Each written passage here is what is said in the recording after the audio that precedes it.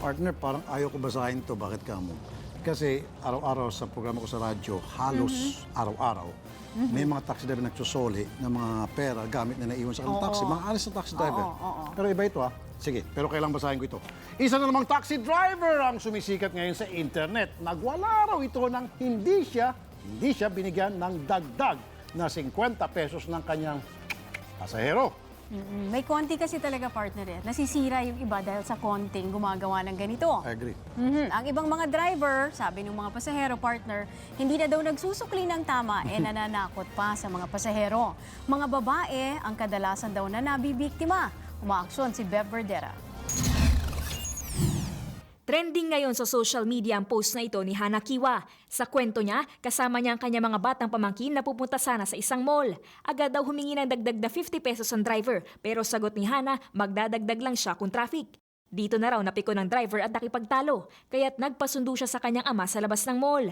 Nang kumprontahin daw ng tatay kung bakit kailangan dagdagan ng pasahe kahit may metro na, dito na nagpakawala lang masasakit na salita ang driver. Nagbigay agad ng show cause order ang LTFRB sa operator. Naharap ngayon sa 4 na violation ng operator nito na Premium Taxi Premium Trans Corporation. Binigyan ito ng 5 araw para magpaliwanag kung bakit hindi dapat kansilahin ang kanilang prangkisa bago ang kanilang hearing sa January 20. Isang babae din ang nabiktima ng ganitong estilo ng mga taxi driver. Kwento ni Halen Batak, 299 pesos lang ang kanyang pasahe mula Eastwood hanggang Tandang Sora. Pero sa 500 pisong ibinayad niya, 100 pesos lang ang isinukli sa kanya. Sinigawan at minuro daw siya ng driver kaya natakot na siya. Maraming kababaihan din ang napeperisyo sa mga ganitong driver, pero hindi lahat ang nagkakaroon ng pagkakataon na magreklamo. Minsan kasi hassle pag i-report mo pa lumilipat na lang ako sa iba.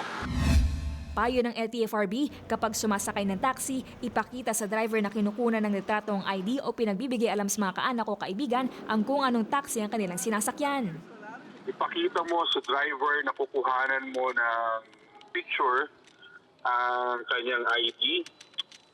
Sa ganung paraan, aware agad ang driver na meron kang impormasyon tungkol sa kanya. Umaaksyon, Bev Verdera, News 5.